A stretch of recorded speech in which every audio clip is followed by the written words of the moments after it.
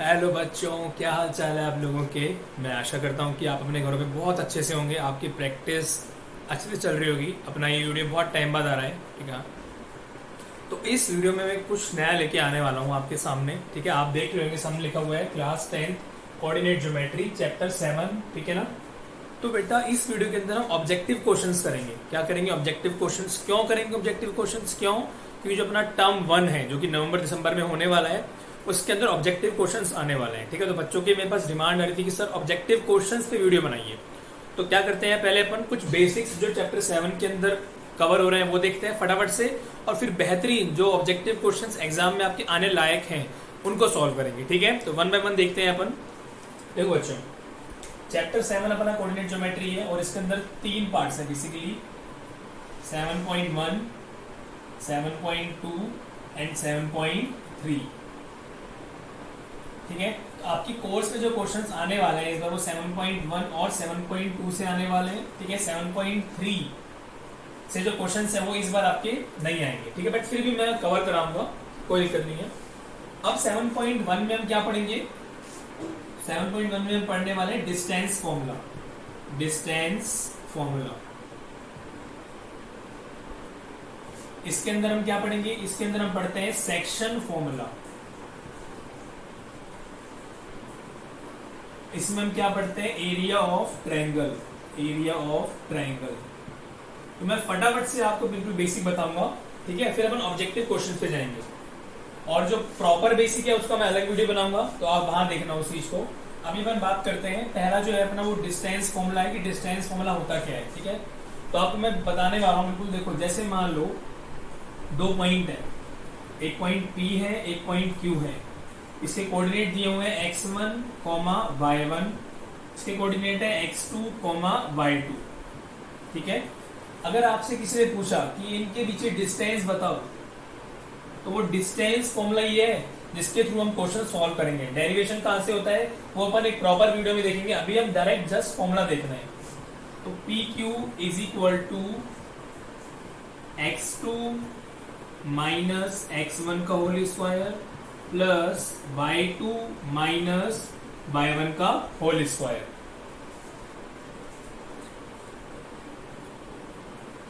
ठीक है बच्चों। अब देखो, अगर आपको इस फॉर्मूले को ऐसे लिखना हो, PQ is equal to x1 minus x2 का whole square plus y1 minus y2 का होल स्क्वायर, तब भी कोई भी आपको गलत नहीं करेगा। ये दोनों चीजें सेम ही है, ठीक है ना। क्यों?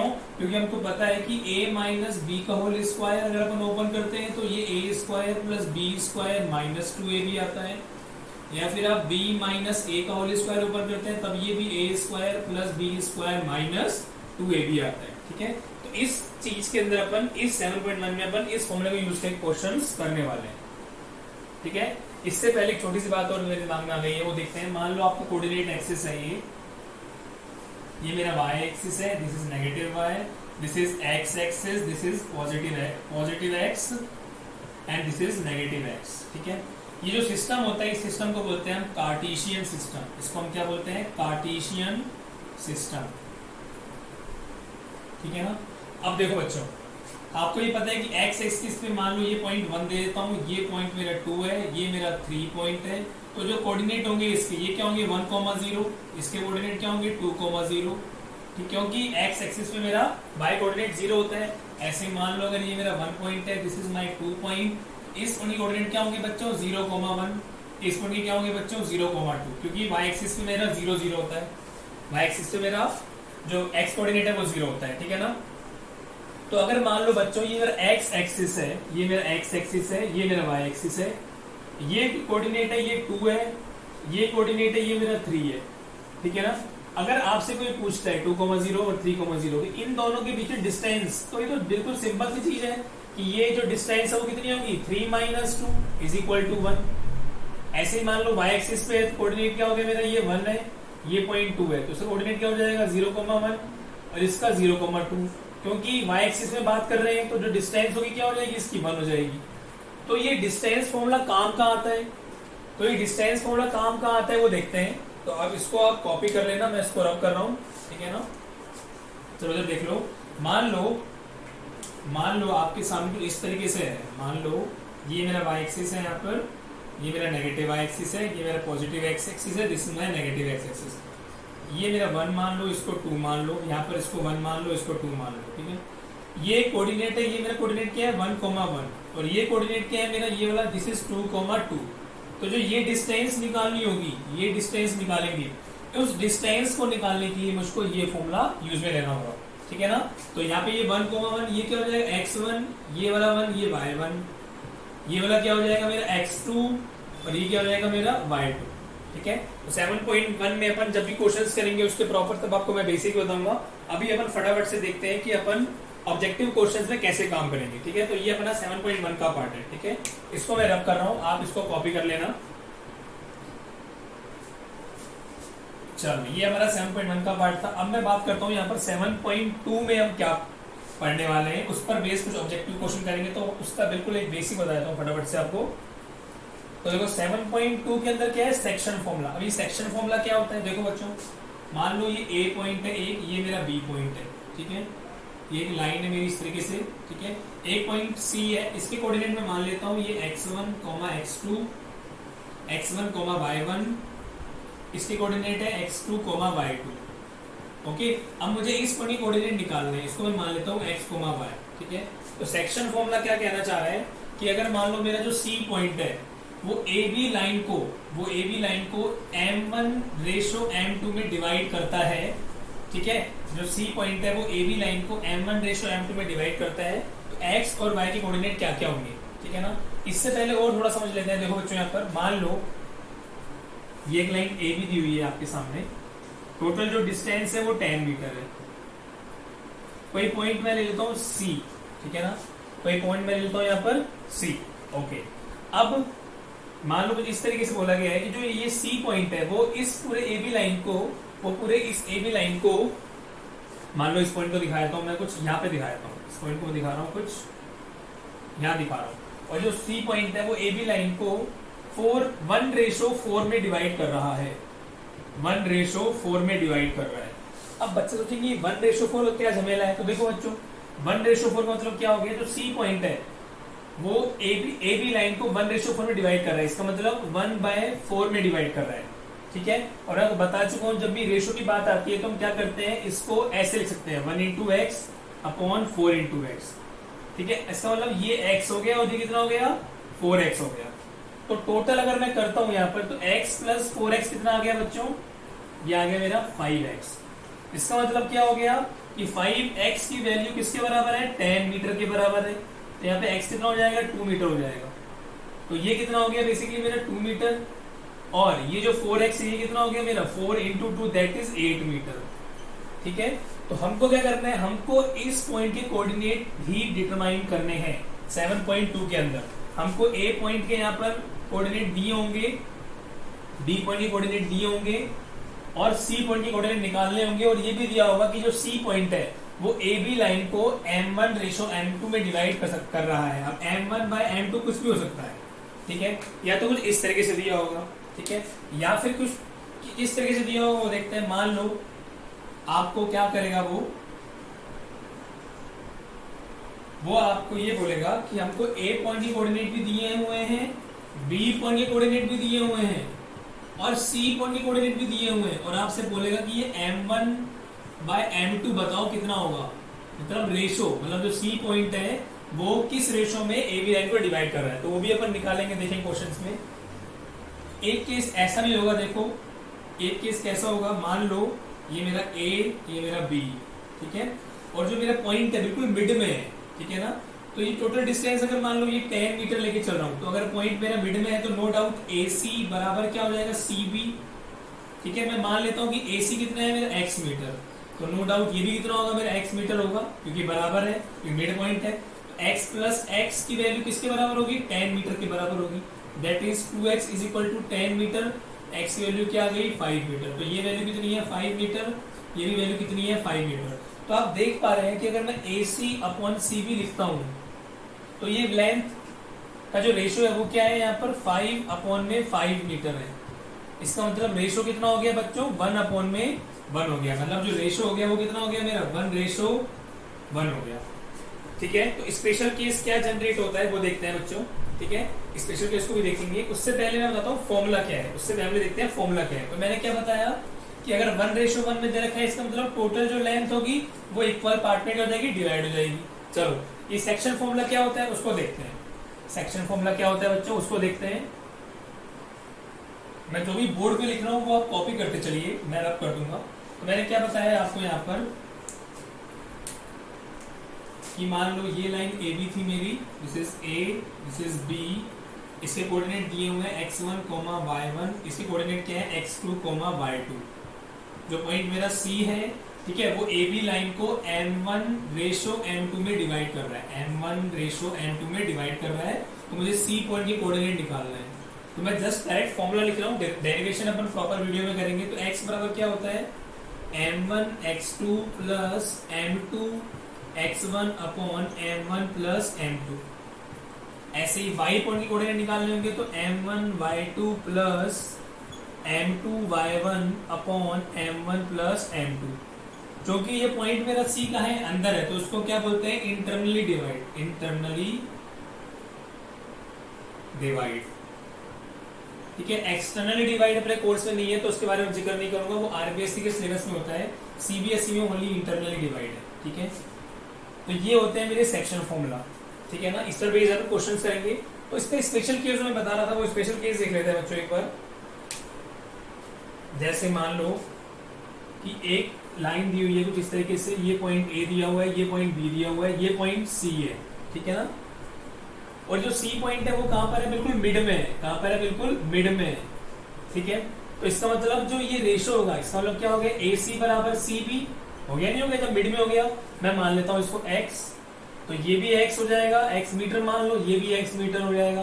तो अगर रेशो निकालेंगे AC अपॉन CB का, तो बच्चों क्या आ जाएगा, वो आ जाएगा अपना x अपॉन में x, दैट इज 1 अपॉन में 1। तो यहाँ पर m1 बाय m2 की वैल्यू डायरेक्ट क्या आ गई, यहाँ पर ये m1 अपॉन में m2 की वैल्यू है, कितनी आ गई, 1 अपॉन में 1। तो अगर मैं फॉर्मूले में पुट करता हूँ, मैं इसी फॉर्मूले में पुट करता हूँ, तो देखो मैं इस फॉर्मूले में पुट करता हूँ यहाँ पर, तो x की वैल्यू पुट करूंगा तो m1 कितना है 1, x2 ये जो पॉइंट थे ये x1 y1, ये x2 y2, m1 क्या है x2 plus m2 x1 upon में m1 प्लस m2। तो जब मैं सोल्व करता हूं तो ये क्या आएगा x1 प्लस x2 अपॉन में 2। ऐसे y की वैल्यू भी क्या हो जाएगी y1 प्लस y2 अपॉन में 2। तो ये स्पेशल केस हो गया। ये कौन सा केस हो गया, स्पेशल केस हो गया कब, जब मेरा पॉइंट कहां पर है, बिल्कुल मिड में है। तो इस पर बेस क्वेश्चन भी कुछ देखेंगे अपन। तो 7.2 में अपन ने ये मतलब इस पर बेस कुछ क्वेश्चन करेंगे। अब मैं बात करता हूँ आगे 7.3 के अंदर क्या बेसिक है। ठीक है ना, प्रॉपर अपन जो कंटेंट है वो अपन प्रॉपर अलग से वीडियो में देखेंगे। अभी अपन ऑब्जेक्टिव क्वेश्चन करने जा रहे हैं, तो उसके ऊपर केवल अपन को फॉर्मूला पता होना चाहिए। तो मैं इसको रब कर रहा हूँ, आप कॉपी कर लेना पोज करके। ठीक है, और 7.3 वैसे अभी कोर्स से हटा दिया गया है, लास्ट से भी हटा दिया गया था, बट फिर भी मैं आपको इसके अंदर बताता हूँ कि क्या चीज है। एक छोटा सा फॉर्मूला है केवल ट्रायंगल का एरिया निकालने का। ठीक है ना,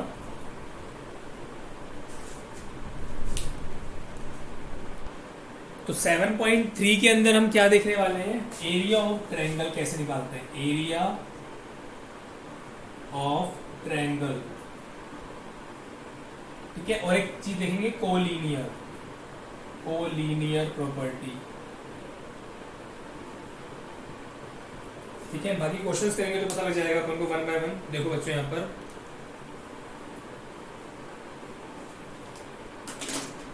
देखो, अगर मान लो कि ट्रायंगल बना हुआ है आपके सामने, मान लो एक ट्रायंगल बना हुआ है, इसके वर्टिसेस दिए हुए हैं x1, y1, इधर क्या है x2, y2, इधर क्या है x3, y3।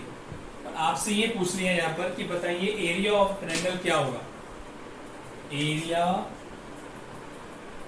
Of triangle.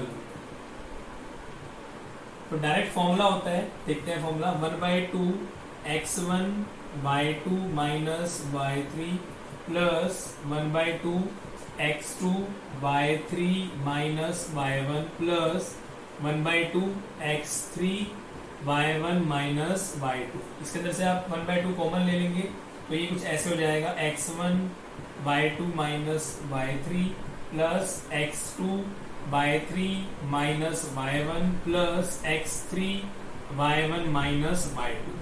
ठीक है, ये फॉर्मूला होता है एरिया ऑफ ट्रायंगल निकालने का। और कोलिनियर प्रॉपर्टी क्या होती है, मतलब अगर मान लो एक ही लाइन में 3 पॉइंट हैं, तो आप देख पा रहे हैं अगर एक ही लाइन में 3 पॉइंट है तो ट्रायंगल बन नहीं पाएगा। कोलिनियर मतलब तीनों पॉइंट एक ही लाइन में, x1 y1, x2 y2 और x3 y3। तो आप देख पा रहे हैं कि ट्रायंगल जनरेट नहीं हो रहा है। तो ट्रायंगल जनरेट नहीं होगा तो एरिया कहां से निकालोगे? अगर क्वेश्चन में दिया हुआ है कि तीनों पॉइंट कोलिनियर है और पता हो ट्रायंगल का एरिया, तो ट्रायंगल का एरिया क्या हो जाएगा बच्चों? हो जाएगा 0। ठीक है ना? तो इस पर बेस क्वेश्चन भी अपन देखेंगे। ठीक है, तो मैं इसको रब कर रहा हूँ और तीनों के तीनों फॉर्मूले जो मैंने अभी आपको बताए हैं इसको मैं साइड में लिख रहा हूँ। जब क्वेश्चंस करेंगे तो वहां पर आपको काम में आएंगे। चलो बच्चों, तो मैंने क्या किया आपके सामने यहाँ पर तीनों फॉर्मूले लिख दिए, डिस्टेंस फॉर्मूला, सेक्शन फॉर्मूला और एरिया ऑफ ट्रायंगल। देखो क्वेश्चन देखते हैं, अच्छा क्वेश्चन है, काफी बार पूछा भी गया है ये question. The distance between points cos theta sin theta and sin theta minus cos theta is. बच्चों क्वेश्चन मैं आपको वही कराऊंगा जो काफी इंपॉर्टेंट होंगे। ठीक है ना? तो पॉइंट बनाते हैं अपन, बहुत सिंपल क्वेश्चन है। ठीक है, ये पॉइंट मान लेते हैं ए, इसको मान लेते हैं बी। लाइन थोड़ी टेढ़ी बन गई है इसलिए बना लेते हैं इस लाइन को। ये मेरा पॉइंट ए है, ये मेरा पॉइंट बी है। कोऑर्डिनेट दे रखे हैं, ये क्या है? cos theta sin theta. इसके दे रखे हैं कोऑर्डिनेट क्या है? sin theta minus cos theta. ठीक है, तो देखो डिस्टेंस फॉर्मूला लिखा हुआ है हमारे पास। ठीक है, तो यहाँ पर मुझको पता है ये मेरा x1 है, ये मुझे पता है this is y1, this is x2 and this is y2। तो डायरेक्ट पुट करता हूँ मैं यहाँ पर PQ इज इक्वल टू, सबसे पहले फॉर्मूला लिखो। क्वेश्चन आपके ऑब्जेक्टिव में 1 मार्क्स का ही आएगा, कोई दिक्कत नहीं है। तो x2 माइनस x1 का whole square plus y2 minus y1 का होल स्क्वायर। इससे पहले इसके ऑप्शन लिख देता हूँ मैं। ऑप्शन क्या है देखो बच्चों, तो मैंने ऑप्शन लिख दिए हैं इसके, ऑप्शन आपके सामने लिखे हुए हैं। अपन सॉल्व करते हैं फटाफट से। देखो तो अपन डायरेक्ट फॉर्मूला पुट करते हैं यहाँ पर। तो PQ is equal to x2 क्या है बच्चों यहाँ पर मेरा? बताओ फटाफट से। x2 क्या है? sin theta. x1 क्या है बच्चों यहाँ पर? x1 क्या है मेरा? cos थीटा प्लस y2 क्या है बच्चों? देखो बच्चों गलती करना, ये माइनस cos थीटा है तो as it is minus cos theta. और y1 क्या है बच्चों यहाँ पर मेरा? sin theta. अब बहुत सारे बच्चे कुछ गलती करते हैं, तो गलती नहीं करनी है अपन को। देखो यहाँ पर तो PQ निकालना है मुझे यहाँ पर, तो मैं इसको ओपन करता हूँ। देखो मैं ओपन करता हूँ। ओपन करने से पहले एक चीज और कर लेता हूँ मैं। देखो sin theta minus cos theta का स्क्वायर है। मैं क्या करता हूँ, इन दोनों से माइनस कॉमन ले लेता हूँ। देखो माइनस कॉमन ले लिया, अंदर क्या बच जाएगा? cos theta plus sin theta का होल स्क्वायर। मैंने माइनस बाहर कॉमन ले लिया, तो PQ is equal to it will be like, अब इसको देखो sin थीटा, चलो इसी स्टेप में और एंड देते हैं। sin theta minus cos theta का होल स्क्वायर। तो देखो माइनस का स्क्वायर प्लस हो गया, तो डायरेक्ट क्या लिख सकता हूं मैं इसको यहाँ पर? cos theta plus sin theta का होल स्क्वायर। क्या किया मैंने माइनस कॉमन लिया और माइनस का स्क्वायर क्या हो गया? प्लस हो गया। अब देखो, अब ये फॉर्मूला हमारे सामने आ गया है। अब इसको मैं ओपन करता हूँ। प्रॉपर्टी क्या होती है मेरी पता ही है, a माइनस बी का whole square, a square plus B square minus 2ab। और a प्लस बी का होल स्क्वायर क्या होता है? a square plus B square plus 2ab। इसी प्रॉपर्टी से ओपन करूंगा मैं, तो यहाँ पर क्या जाएगा? Sine square theta plus cos square theta minus 2 sin theta cos theta. ठीक है, ब्रैकेट लगा देते हैं। प्लस यहाँ पर क्या है? Cos square theta plus sine square theta plus 2 sin theta cos theta. ठीक है, तो देखो बच्चों sine square theta plus cos theta क्या बन जाता है? ये हो जाता है 1। और यहाँ पर भी ये क्या हो जाता है? 1। ये आपने पढ़ा हुआ 8th चैप्टर के अंदर ट्रिग्नोमेट्रिक आइडेंटिटीज के अंदर कि sine square theta plus cos square theta क्या होता है बच्चों? 1 होता है। ठीक है, तो इसका मतलब, और ये minus 2 sin theta cos theta, ये प्लस है तो ये कैंसिल हो जाएगा। तो इसका मतलब क्या बच गया? ये 1 + 1 कहाँ पर? रूट में। तो आंसर क्या जाएगा मेरा? √2। तो कौन सा सही हो जाएगा? आंसर मेरा बी सही हो जाएगा। ठीक है, फटाफट से कॉपी करो, फिर नेक्स्ट क्वेश्चन चलते हैं अपन। तो देखो बच्चों सेकंड क्वेश्चन क्या है? The distance between the points 4, P and 1, 0 is 5। यहाँ पर क्या है? हमको डिस्टेंस दे रखी है और एक कोऑर्डिनेट मिस कर दिया। वो कोऑर्डिनेट क्या होगा वो निकालना है। तो देखो अब एक डायग्राम ड्रॉ करो, रफ डायग्राम। ये एक पॉइंट दिया हुआ है, इसको मैं ए नाम दे देता हूँ बी पॉइंट है, इसका यहाँ पर 1,0 दिया हुआ है और डिस्टेंस हमको दे दी है, कितनी है 5 है। तो निकालना क्या है, मुझे पी पूछा है, पी क्या हुआ, सिंपल क्वेश्चन। अगेन डिस्टेंस पता है तो मैं मान लेता हूँ A B is equal to distance, again हमको पता है that is x2 minus x1 का whole square plus y2 minus y1 का होल स्क्वायर।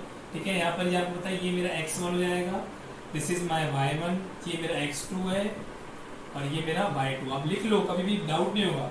और ए बी दिया हुआ है कितना 5, तो ये क्या है 5, यूनिट नहीं दी हुई है आपको, 5 दिया हुआ डायरेक्ट, तो पुट करो यहाँ पर। x2 क्या दिया हुआ बच्चों, यहाँ पर मेरे को 1, x1 क्या है बच्चों मेरा 4, ठीक है, y2 कितना दिया हुआ है 0, y1 कितना दिया हुआ है p, मुझे वही तो निकालना है p। तो सॉल्व करते हैं तो 5 इज इक्वल टू क्या हो जाएगा यहाँ पर 1 माइनस 4 माइनस 3 का square plus 0 minus p minus p का स्क्वायर। अब मैं करता हूँ squaring on both side, squaring on both side. तो यहाँ पर क्या हो जाएगा 25 इज इक्वल टू, ये क्या हो जाएगा स्क्वायर कर दिया तो ये हट जाएगा, तो माइनस 3 का स्क्वायर प्लस माइनस पी का स्क्वायर। तो ये 25 is equal to this is 9, this is plus P का स्क्वायर। तो यहाँ से क्या आ जाएगा 16 is equal to P square. और मुझे पता है आप दोनों तरफ क्या लेंगे, दोनों तरफ क्या लेंगे स्क्वायर रूट ले लेंगे, स्क्वायर रूट ले लेंगे, square root taking on both side. तो क्या हो जाएगा यहाँ पर plus minus 4 is equal to P. मैंने आपको पहले बताया था जब भी आप स्क्वायर रूट लेते हैं, जब भी आप स्क्वायर रूट लेते हैं तो दोनों साइन आते हैं।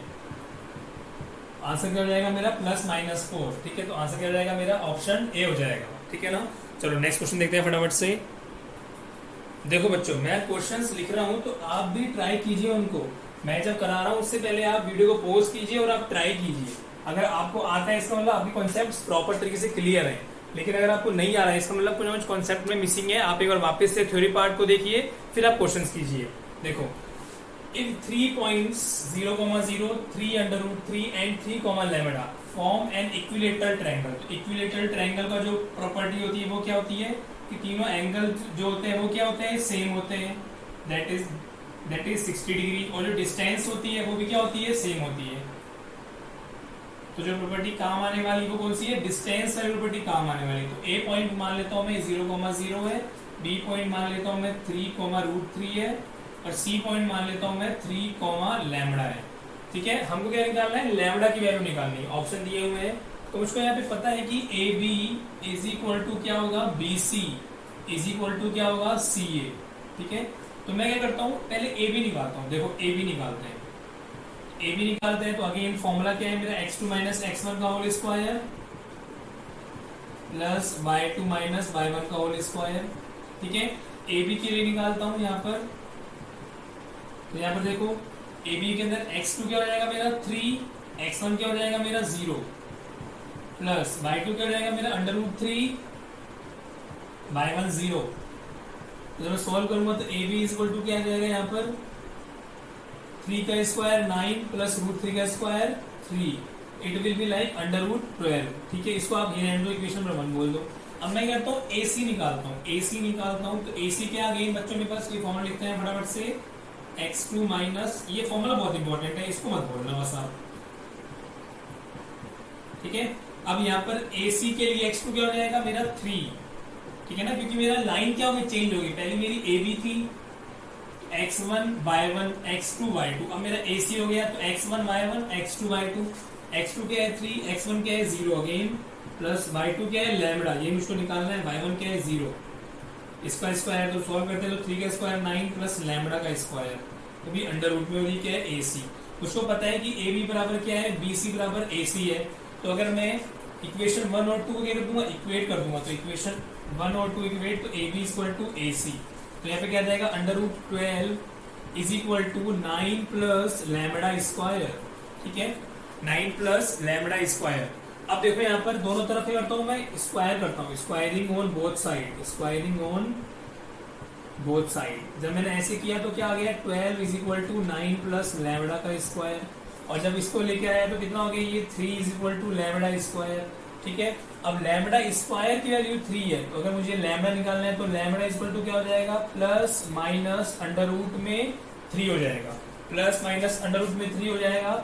अब मैं ऑप्शन चेक करता हूँ तो देखो ना तो ए आ रहा है, ना बी आ रहा है, ना सी आ रहा है, तो आंसर क्या हो जाएगा मेरा डी। डी मतलब क्या है, none of these, none of these. इसका मतलब मेरा आंसर हो गया बच्चों, आंसर हो गया मेरा क्या, प्लस माइनस अंडर रूट 3। ये मेरे वैल्यू किससे आ गई, लैम्बडा की वैल्यू आ गई, ठीक है ना। आई थिंक आपको क्लियर हो गया होगा, कुछ नहीं था। इक्विलेटरल ट्रायंगल मतलब तीनों साइड्स क्या है, इक्वल है, तीनों साइड्स इक्वल है, तो इसका मतलब AB बराबर BC बराबर CA। मैंने AB निकाला और AC निकाला। कुछ बच्चे सोच रहे होंगे सर आपने BC क्यों नहीं निकाला। बच्चों आप BC निकाल तो तब भी अपना आंसर यही आएगा, आप ट्राई कर लेना, नहीं है तो आप कमेंट बॉक्स में रिप्लाई करना, मैं आपको डेफिनेटली सॉल्व करके बताऊंगा अगर आपको नहीं आएगा तो, ठीक है। चलो चलते हैं नेक्स्ट क्वेश्चन के ऊपर। देखो बच्चों, इस क्वेश्चन करने से पहले एक कॉन्सेप्ट है छोटा सा, वो देख लेते हैं। देखो हमको ये चीज पता ही है कि मान लो आपके सामने ये कोऑर्डिनेट एक्सिस है, ठीक है ना, ये मेरा पता है ये y है, दिस इज नेगेटिव y है, दिस इज x है and this is negative x है, ये हमको पता ही है, ठीक है। अब मैंने बताया था कि x एक्सिस जो भी पॉइंट होगा, ठीक है ना, तो अगर कोऑर्डिनेट हमको पता करने होंगे तो क्या होगा, y कोऑर्डिनेट क्या होगा, 0 होगा। क्यों, क्योंकि हम y डायरेक्शन में हमने मूव ही नहीं किया। मान लो ये पॉइंट 1 दिया हुआ है, ये पॉइंट 2 दिया हुआ है, ठीक है, इसका नाम A है, इसका नाम B है। तो ये आपसे बोलेगा कि A पॉइंट के कोऑर्डिनेट बताओ, तो आप क्या बोलोगे, आप बोलोगे 1,0। क्यों, क्योंकि मैं मूवमेंट किस में कर रहा हूँ, ओनली x डायरेक्शन में कर रहा हूँ। अगर मान लो ऐसे यहाँ पर 1 दिया है, यहाँ पर 2 दिया हुआ है, इस पॉइंट की कोऑर्डिनेट मान लो ये पॉइंट C है मेरा, इस पॉइंट कोऑर्डिनेट क्या हो जाएंगे यहाँ पर 0,1। क्यों, क्योंकि यहाँ पर x एक्सिस में मूवमेंट नहीं है, ओनली y एक्सिस में मूवमेंट है। स्टैंडर्डाइजेशन होता है कि हमेशा x पहले आता है और y बाद में आता है, ठीक है। ये आपको पता लग गया है, मैंने बताया भी था पहले। अब मान लो आपके सामने क्या बोला गया है, अब मान लो आपके सामने क्या बोला गया है, देखो कोई भी लाइन जा रही है, मान लो एक ये एक केस अपन लेते हैं, मान लो कोई भी लाइन ऐसे क्रॉस कर रही है, कोई लाइन ऐसे क्रॉस कर रही है, ठीक है, तो ये x एक्सिस को कहीं ना कहीं कट कर रही है, कोई भी लाइन है, जो भी लाइन रहेगी, इक्वेशन पता नहीं मुझे, ये लाइन x एक्सिस को कट कर रही है, तो x एक्सिस को कट कर रही है तो कोऑर्डिनेट क्या होंगे इसके, कोई ना कोई x वैल्यू आएगी और y कोऑर्डिनेट क्या होगा, हमेशा 0 होगा। मान लो जो पॉइंट है मेरा C है, तो क्या बोला गया, कोई लाइन मेरी x को C पॉइंट पे कट कर रही है, तो C पॉइंट की कोऑर्डिनेट फाइंड करना है, तो ये तो कंफर्म हो गया कि y कोऑर्डिनेट हमेशा क्या होगा, मेरा 0 होगा, ठीक है। यही सेम सिचुएशन y एक्सिस पे लेते हैं। मान लो कोई लाइन जा रही है इस तरीके से, ठीक है ना, मान लो इसको मैं कर देता हूँ, यहाँ से एक लाइन कुछ इस तरीके से जा रही है, ठीक है ना, और ये पॉइंट मान लो दिया हुआ है, ये मेरा 1 है, ठीक है ना। अगर आपसे आप बोलेगा कि ये जो लाइन है ये मेरी y एक्सिस को कट कर रही है, तो नो डाउट y एक्सिस को कट कर रही है, तो x कोऑर्डिनेट क्या होगा, हमेशा 0 होगा। मान लो ये 1 था, तो इसके कोऑर्डिनेट क्या हो जाएंगे, 0,1। क्यों, क्योंकि y एक्सिस को कट कर रही है, तो जब ये y एक्सिस को कट कर रही है तो y एक्सिस पे x क्या होता है, हमेशा मेरा क्या होता है, 0 होता है। क्या बताया मैंने आपको, वापस देख लो, मैंने क्या बोला, अगर कोई लाइन x एक्सिस को किसी या किसी पॉइंट C पे कट कर रही है, तो C पॉइंट पे कट कर रही है, तो y कोऑर्डिनेट क्या होगा, हमेशा 0 होगा। ऐसी अगर कोई लाइन y एक्सिस को D पॉइंट पे कट कर रही है, तो हमेशा जो x कोऑर्डिनेट होगा वो क्या होगा, हमेशा 0 होगा, ठीक है ना। x कोऑर्डिनेट क्या होगा, हमेशा मेरा 0 होगा। क्लियर हो गया। इसी थीम पर ये बेस क्वेश्चन है, क्योंकि हमको पता है कि x एक्सिस पे जो भी पॉइंट होगा, x एक्सिस की बात कर रहा हूं, हमेशा y कोऑर्डिनेट क्या होगा, मेरा 0 होगा। और जब y एक्सिस की बात करूंगा तो x कोऑर्डिनेट क्या होगा, 0 होगा। क्यों, x एक्सिस के अंदर y मूवमेंट नहीं होता और y एक्सिस में x का मूवमेंट नहीं होता, ठीक है। इस थीम पर बेस्ड क्वेश्चन है। अब देखते हैं इस क्वेश्चन को, ये बात बताना बहुत इंपॉर्टेंट था। देखो अब क्या बोल रहे हैं, the coordinate of the point on x axis, ये लाइन इंपॉर्टेंट है, on x axis. x axis mind में आते ही पहला आना चाहिए कि y कोऑर्डिनेट क्या होगा मेरा, यहाँ पर y कोऑर्डिनेट क्या होगा, मेरा 0 होगा। ऑप्शन देखते हैं, देखो इसमें भी 0 है, इसमें भी 0 है, इसमें भी 0 है, और ये नन ऑफ दीज है। चलो कोई नहीं, which are equidistant from the point -3,4 and 2,5। इसका मतलब मान लो ये कोई पॉइंट A दिया हुआ है, ये कोई पॉइंट B दिया हुआ है, ठीक है, और कोई पॉइंट C दिया हुआ है, जो कि कहां पर है, ये है C point x axis, on x axis, ठीक है। इस पॉइंट कोऑर्डिनेट दे रखे हैं मुझे को क्या, -3,4, कोऑर्डिनेट क्या दे रखे हैं, 2,5, ठीक है। तो C पॉइंट के कोऑर्डिनेट निकालने हैं, इतना तो कंफर्म हो गया कि भाई साहब ये तो x मान लेता हूं और ये 0 है, क्योंकि क्यों, x एक्सिस पे, on x axis y coordinate 0। अब मुझे x निकालना है और इसमें ये भी मेंशन कर दिया गया है क्या कि जो पॉइंट है विच आर इक्वी डिस्टेंस, मतलब जो AC है उसकी डिस्टेंस किसके बराबर है, CB के बराबर है। AC इज इक्वल टू क्या है, CB है। ठीक है, AC इज इक्वल टू क्या है बच्चों यहाँ। सो बच्चों अपन इस क्वेश्चन में क्या बात कर रहे थे यहाँ पर कि हमको A पॉइंट दिया हुआ है, B पॉइंट दिया हुआ है, C पॉइंट कोऑर्डिनेट हमको निकालना है। ठीक है ना, C पॉइंट कोऑर्डिनेट निकालना है हमको। बट ये जो C पॉइंट है कहाँ पर है, x एक्सिस पे। तो ये पता लगे कि y कोऑर्डिनेट 0 मैंने अभी आपको बताया यहाँ पर। ठीक है ना, इसको मैं मान लेता हूँ ये x पॉइंट है। ठीक है, तो मैंने आपको बताया कि यहाँ पर जब C पॉइंट कोऑर्डिनेट निकालना है और ये पॉइंट कहाँ पर है, x एक्सिस पे है, और ये पॉइंट जो है वो कहाँ पर है, इक्वी डिस्टेंट। इक्वी डिस्टेंट मतलब A पॉइंट से इसकी दूरी और B पॉइंट से इसकी दूरी क्या है, सेम है। तो मतलब AC is equal to CB। तो AC मतलब क्या हो जाएगा, फॉर्मूला लगाते हैं, AC is equal to x2 minus x1 का whole square plus y2 minus y1 का होल स्क्वायर। ठीक है, पुट करता हूँ मैं वैल्यू। देखो यहाँ पर x2 क्या है बच्चों, यहाँ पर ये मेरा x1 y1 x2 y2। तो x2 क्या है मेरा x, x1 क्या है बच्चों मेरा -3, माइनस ऑफ माइनस प्लस 3 का स्क्वायर, प्लस y2 क्या है बच्चों मेरा 0, y1 क्या है बच्चों 4 का स्क्वायर। ठीक है, सॉल्व करता हूँ तो ये कितना हो जाएगा, AC इज इक्वल टू, इसको आप रहने दो यहाँ पर x प्लस 3 का स्क्वायर प्लस 4 का स्क्वायर दैट इज 16। आपको बस इसको यहाँ रहने दो, इक्वेशन 1 डाल दो। ठीक है, अब मैं BC निकालता हूँ, यहाँ पे CB निकालता हूँ। तो अगेन मैं फॉर्मूला यहाँ पे रखता हूँ, यहाँ पर x2 माइनस x1 का whole square plus y2 minus y1 का होल स्क्वायर। ठीक है, यहाँ पर तो x2 अगेन यहाँ पर चेंज हो जाएगा क्योंकि अब ये x1 y1 और ये x2 y2। तो x2 क्या हो जाएगा मेरा 2, x1 क्या हो जाएगा मेरा यहाँ पर अगेन x प्लस y2 क्या हो जाएगा 5 माइनस y1 क्या हो जाएगा 0 का होल स्क्वायर। तो अगेन ये कितना आ जाएगा यहाँ पर, दिस इज 2 माइनस x का होल स्क्वायर प्लस 5 का होल स्क्वायर 25।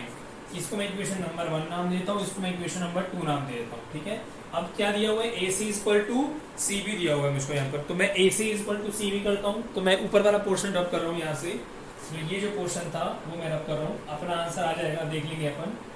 ठीक है, आप इसको पोज करके कॉपी कर लेना क्योंकि स्पेस कम है अपने पास। तो देखो जो इक्वेशन 1 है इक्वल टू इक्वेशन 2 हो जाएगा क्योंकि AC बराबर क्या था, CB था। ठीक है ना, x प्लस 3 का होल स्क्वायर प्लस 16, ये भी रूट में, इज इक्वल टू, इधर आ जाओ, 2 माइनस एक्स का होल स्क्वायर प्लस 25। ठीक है, squaring on both side, squaring on both side. जब भी आपके पास ऐसी कंडीशन आए कि दोनों तरफ रूट हो जाए तो आप चुपचाप से स्क्वायरिंग कर देना दोनों तरफ। ठीक है, तो यहाँ पर जब करा तो क्या आ जाएगा, x प्लस 3 का square plus 16 is equal to 2 minus X का स्क्वायर प्लस 25। ठीक है, सॉल्व करते हैं तो ये X square plus 9 again a plus B के होल स्क्वायर से खोल रहा हूँ plus 6x plus 16 is equal to, इसको भी वैसे ही 4 plus X square minus 4x plus 25। ये एक्स स्क्वायर से एक्स स्क्वायर कैंसिल हो गया, तो ये 9 plus 16 25 plus 6x is equal to 4 plus 25 29 minus 4x। ठीक है, तो देखो बच्चों यहाँ पर,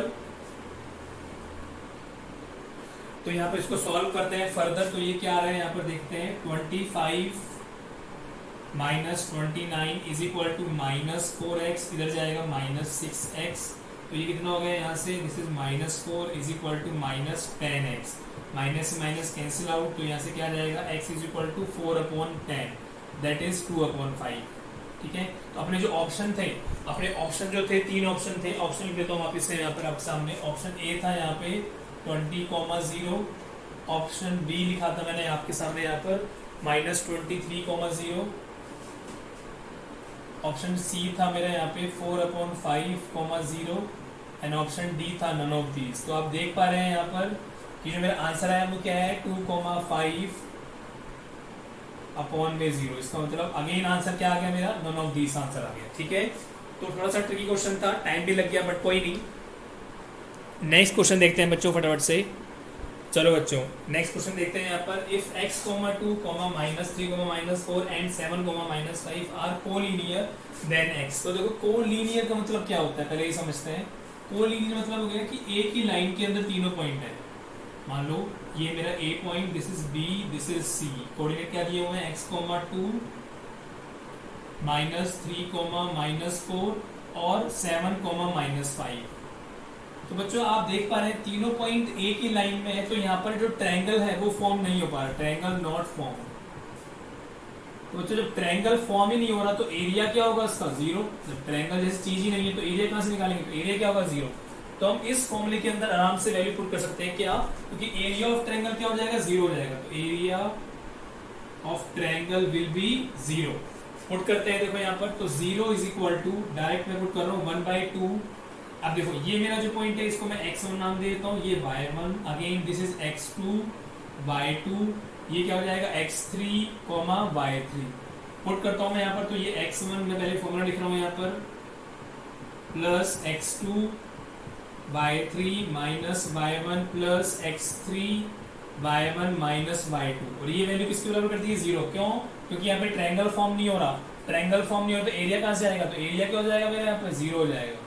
तो देखो यहाँ पे पुट करते हैं, ये 0 चल रहा है, 1/2 एज इट इज, x1 माना x1 ही है जो x है, y2 क्या है बच्चों यहाँ पर मेरा, y2 -4 है, y3 क्या है मेरा, देखो यहाँ पर y3 -5 है, तो ये माइनस और माइनस प्लस, x2 कितना है मेरा, अगेन -3 है, इसको ऐसे लिखते हैं हम, y3 क्या है मेरा यहाँ पर -5 है, y1 क्या है मेरा यहाँ पर -2 है, प्लस x3 क्या है मेरा 7 है, y1 क्या है मेरा यहाँ पर 2 है, और y2 क्या है मेरा -4 है, तो ये क्या हो जाएगा +4। ठीक है, तो ये 0 इंटू 2 क्या हो गया, 0 ही हो गया, इज इक्वल टू, अंदर देखते हैं तो ये क्या हो गया, x 5 - 4 दैट इज 1, इधर plus as it is, -3 as it is, -5 and -2 that is -7, इधर +7 एज इट इज, 2 + 4 6, इधर सॉल्व करते हैं, 0 इक्वल टू ये हो गया x, इधर से 7 3 = 21, इधर से 7 6 = 42, 42, यस। ठीक है,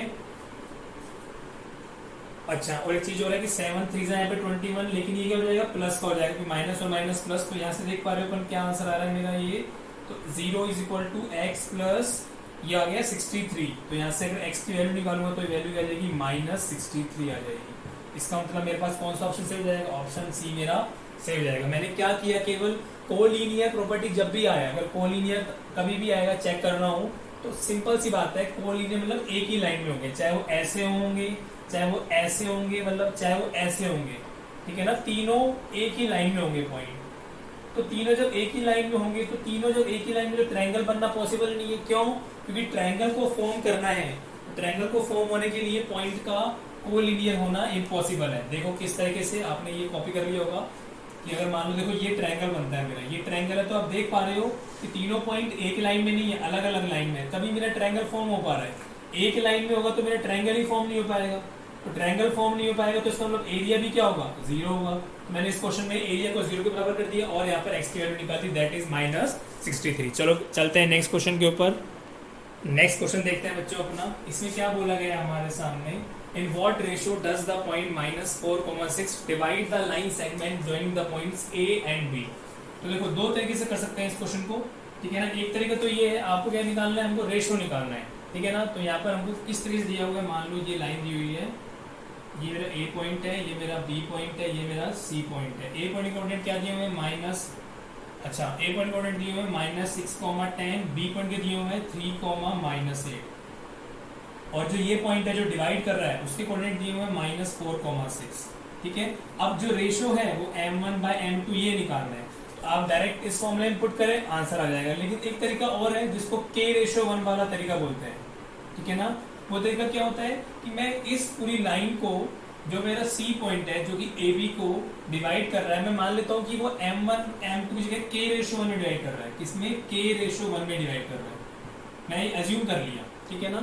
अब मैं इस फॉर्मूले में पुट करता हूँ यहाँ पर, तो x इज इक्वल टू, मुझको पता है यहाँ पर क्या है, m1x2 प्लस m2x1 अपॉन में m1 प्लस m2, ऐसे y इज इक्वल टू क्या है, m1y2 प्लस m2y1 अपॉन में m1 प्लस m2।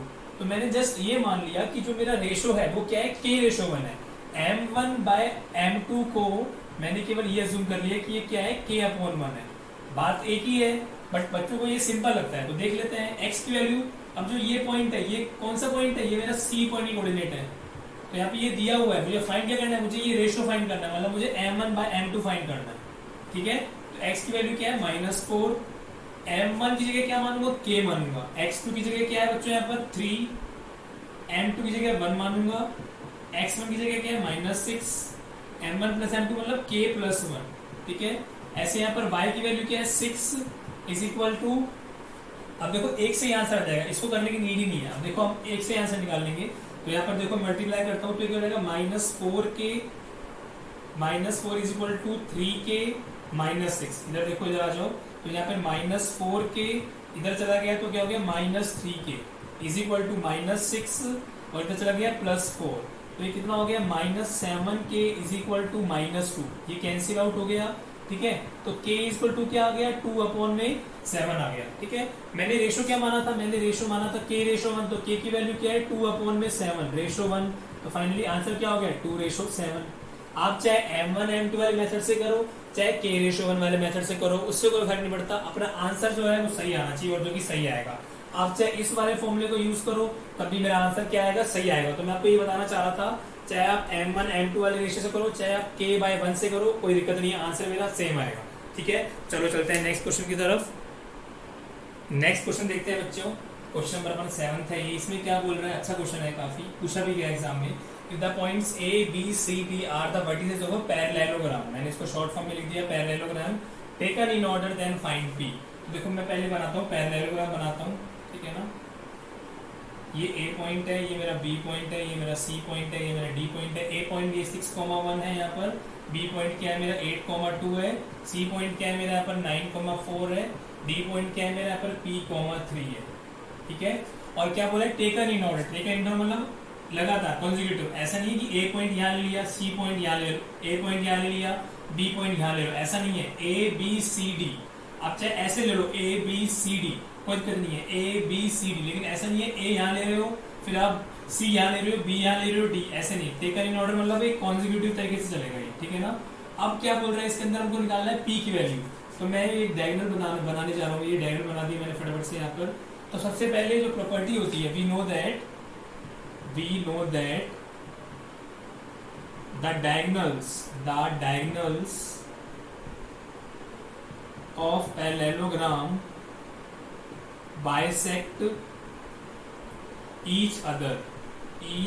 इसका मतलब क्या हो गया, अगर ये मैंने क्या बनाया है, डायगोनल्स बनाए हैं, ये ओ पॉइंट पे कर रहे हैं, मिल रहे हैं, तो हम क्या करते हैं बाइसेक्ट करते हैं। मतलब जो AC डायगोनल है, जो मेरा AC डायगोनल है ये वाला, वो BD को क्या करेगा इक्वल पार्ट में डिवाइड करेगा। इसका मतलब AC जो है वो BD को इक्वल पार्ट डिवाइड करेगा, तो यहाँ पर क्या हो जाएगा OB is equal to OD। और जो मेरा BD डायगोनल है वो AC को इक्वल पार्ट डिवाइड करेगा, तो क्या हो जाएगा AO इज इक्वल टू क्या हो जाएगा OC हो जाएगा, ठीक है। अब हमको पता है ये स्पेशल केस की प्रॉपर्टी क्या होती है, जो मेरा O पॉइंट है, ठीक है ना, कोऑर्डिनेट। अब देखो अगर मुझको यहाँ पर मैं क्या करता हूँ, अगर मैं ये मेरा AC है, मैं बात करता हूँ इन AC, ये जो पॉइंट है मेरा, इसके कोऑर्डिनेट मान लेता हूँ x, y, क्योंकि ये एक ही लाइन में आप देख पा रहे हो, मैं कैसे दिखा देता हूँ, ये मैं A दिखा देता हूँ, ये मैं C दिखा देता हूँ, ये मैं O दिखा देता हूँ, ठीक है ना। और ये मैं 6,1 दिखा देता हूँ, ये दिखा देता हूँ मैं 9,4, ये एक ही लाइन में है। और मैंने क्या बताया कि यहाँ पर AO बराबर OC है, तो इसका मतलब क्या हो गया, स्पेशल केस बन गया। स्पेशल केस में क्या होता है, इनको सेम रेशियो में डिवाइड करते हैं, ठीक है। तो जो अगर मुझे O निकालना है, तो सिंपल तरीके से आ जाएगा कैसे, 6 + 9/2, 1 + 4/2, ये तो आ जाएगा। तो आई कैन राइट हियर 6 + 9/2, 1 + 4/2। ये किसके कोऑर्डिनेट है, ये इस कोऑर्डिनेट है, किसके x, y के, ठीक है। अब मैं बात करता हूँ इन BD, नो डाउट ये जो पॉइंट है ये तो सेम ही रहेगा, चाहे आप इधर से जाओ चाहे इधर से जाओ, तो जो कोऑर्डिनेट है वो भी क्या होंगे, सेम होंगे। तो मैं क्या लिखता हूँ यहाँ पर 8 + P divide by 2, 2 + 3 divide by 2। तो मुझको मतलब किससे, ये भी क्या है मेरे x, y है, ये भी क्या है मेरा x, y है, मुझे मतलब किससे है, मुझे मतलब है किससे, P पॉइंट से। तो मैं इसको इसके इक्वल कर दूंगा, क्यों, क्योंकि मेरा जो पॉइंट है ये तो सेम ही है। मैंने क्या बताया, जो डायगोनल्स होते हैं वो पैरेललोग्राम के, वो एक दूसरे को क्या करते हैं बाइसेक्ट करते हैं। इसका मतलब जो मेरा AC है वो मेरा BD को क्या कर रहा है 2 इक्वल पार्ट्स में डिवाइड कर रहा है, और जो मेरा BD है वो AC को क्या कर रहा है इक्वल पार्ट्स में डिवाइड कर रहा है। इसलिए I can write here OB = OD and AO = OC, ठीक है। तो देखो AC यहाँ बना दिया, AC इसका मतलब जो बीच वाला पॉइंट है उसके कोऑर्डिनेट यहाँ होंगे, और जो BD है उसको भी मैं यहाँ बनाया तो मान लो ये आपके सामने बनाया तो ये मेरा B हो गया, ये मेरा डी हो गया। तो बी पॉइंट कोऑर्डिनेट क्या है 8,2 और डी पॉइंट कोऑर्डिनेट क्या है p,3। पॉइंट अगेन है जो मेरा ये है मेरा ओ पॉइंट है। कोऑर्डिनेट कैसे निकालेंगे यहाँ पर 8 प्लस p/2 2 प्लस 3/2। ठीक है, ये पॉइंट क्या है सेम है, इसका मतलब मैं इसको इक्वल कर सकता हूँ। तो इक्वल करने के लिए क्या करता हूँ मैं, ऊपर वाला जो पोर्शन है इसको रब कर रहा हूँ यहाँ से, देखो यहाँ पर फटाफट से। तो इसका मतलब मैं क्या लिख सकता हूँ यहाँ पर, आई कैन राइट है, देखो 6 प्लस 9/2 इज इक्वल टू क्या हो जाएगा यहाँ पर 8 प्लस p/2। ये 2 से 2 कैंसिल, तो 15 is equal to 8 plus p। तो p की वैल्यू क्या आ गई बच्चों 7 आ गई। p की वैल्यू क्या आ गई 7। तो जो मेरा ये कोऑर्डिनेट हो जाएंगे क्या हो जाएंगे 7,3 हो जाएंगे। ठीक है ना। चलो बच्चों, अब अपन मिलेंगे नेक्स्ट लेक्चर में, कुछ और इंपॉर्टेंट क्वेश्चन करेंगे कोऑर्डिनेट ज्योमेट्री के। इस वीडियो में अपन ने कुछ बेसिक्स कंप्लीट किए हैं और कुछ क्वेश्चंस किए हैं अच्छे। अब नेक्स्ट जो मैं लेक्चर लूंगा, नेक्स्ट जो वीडियो अपलोड करूंगा, कोऑर्डिनेट ज्योमेट्री की कुछ बहुत ही बेहतरीन क्वेश्चन लेके आने वाला हूं आपके सामने। ठीक है, मिलते हैं नेक्स्ट वीडियो में, तब तक के लिए आप अपने घरों में अच्छे से रहिए। Bye bye, take care, see you.